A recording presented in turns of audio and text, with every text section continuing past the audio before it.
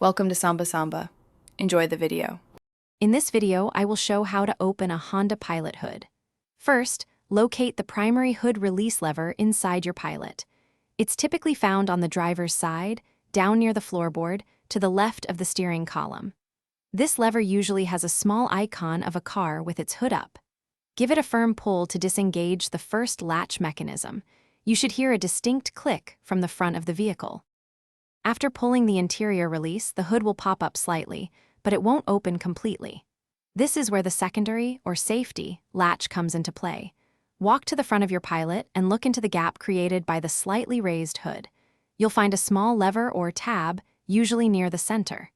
Gently push this lever to the side or lift it up to fully disengage the safety mechanism. This step is crucial for safe operation. Once the safety latch is released, you can now fully lift the hood. It might be a bit heavy, so use both hands if needed. Look for the prop rod, which is typically clipped to the underside of the hood itself, or sometimes near the engine bay.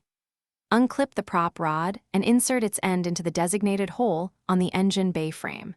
This will securely hold the hood open, allowing you to safely access the engine compartment for maintenance or checks. When you're finished, carefully remove the prop rod from its support hole and clip it back into its storage position. Then, gently lower the hood until it's about 10 to 12 inches from fully closing. Do not drop it from a high distance. Finally, press down firmly on the center or front edge of the hood with both hands until you hear two distinct clicks, indicating both the safety latch and the primary latch have engaged. Ensure it's fully closed before driving.